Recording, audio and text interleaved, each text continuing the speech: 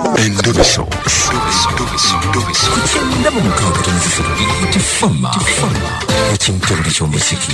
Tuba tuyingidde omutabizi. FM ekintabuli ky'omuziki tuba tuyingidde omutabizi nga bwe nkunnyonnyodde akadde kano nga tugenda kwogerako n'omukyala amanyiddwa nga Nalujja.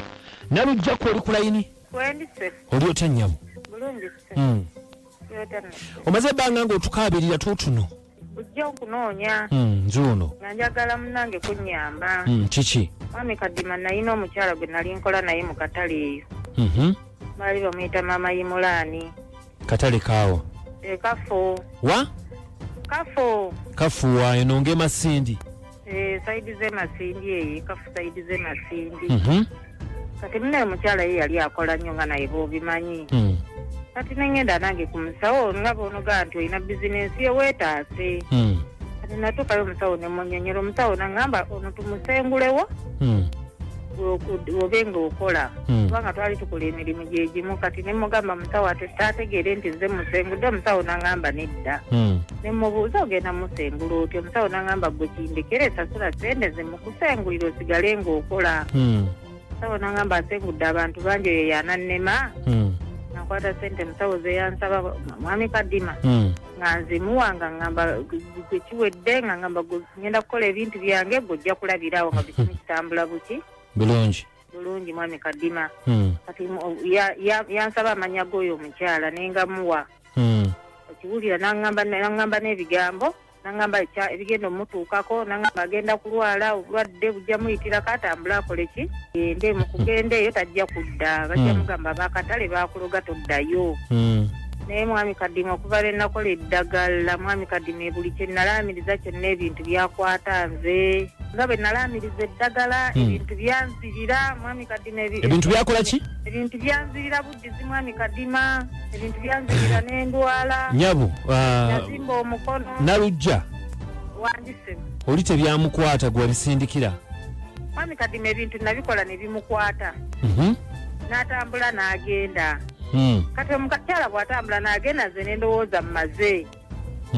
Nga wayita emyezi 6 nagenda okulaba nange ntandise okukola ki? Okufuna embeera y'emu nga gye yalina. Kati omwaka mulamba Mwami Kadima sikyakola nange natambula navaawo. Kati omwaka mulamba sikyakola bwe naddayo ew'omusawo yaŋŋamba ye tavumula aloga bulozi Mwami Kadima ne binsobera. Omusawo omulala gye nalaga yaŋŋamba nti ngende neegayirira omukazi yalina okunsonyiwa. Nalujja nsooka okkunenya mu nsi ebintu byetaaga kukwata mpola. Kati oŋŋambye oli otya? Mwami Kadima omukono gunnuma nagenda mu ddwaliro ne baŋŋamba okuleka nga bagutemyeko butemi. Naye nga baŋŋamba omukyala oyo bwe mufuna ne mwegayirira n'ansonyiwa asobola okuwona. Naye Mwami Kadima bantemeko omukono gunnuma bwe ntambula nfuna ekifu ku maaso emmotoka zinkubira bukubizi ng'ombe zinsibirako busibi. Mwami Kadima sikyategeerekeka nze gwolaba. Kati okola biki? Ate nkyalina kyenkola netambula bwetambuzi nalema otutereera wabula baŋŋamba nyina kwetondera omukazi yagenda dda simanyina gye yalaga. Ennamba ewagijjewa yeno gy'otaddeko? Anti ngaera bomanyi nti omuntu twali tukola naye Mwami Kadima. Ennamba y'essimu nali njirina kati simanyi oba ekyaliko oba yagijjako naye nga ye nnamba y'essimu gye nali nnina yali ennamba ye nga ye Maama Imulaani.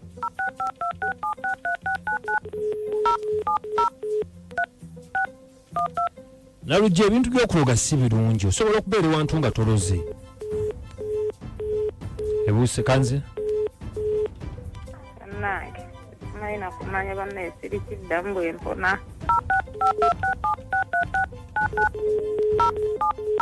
Kuba naawe omulimu tewagusigaza?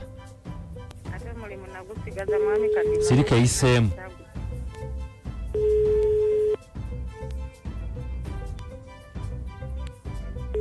Ye Maama Imulaani?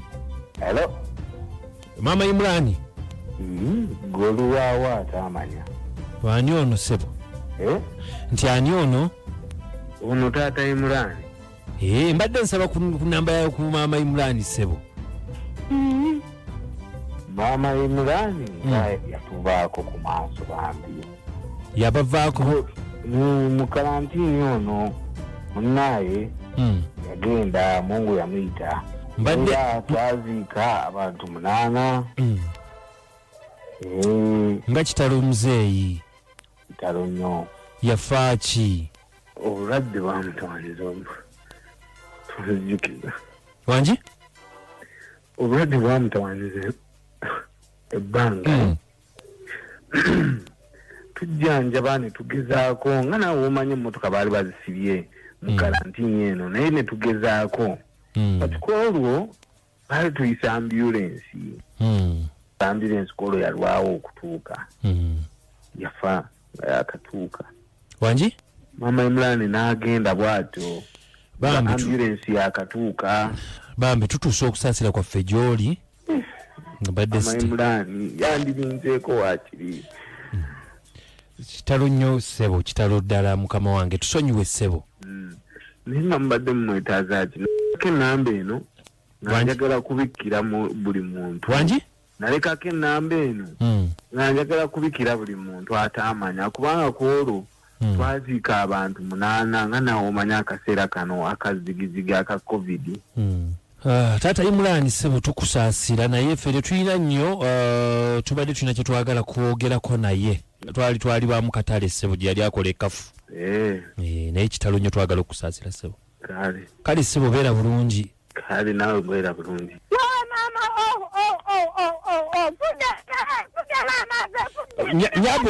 nyabu maama mpola mpola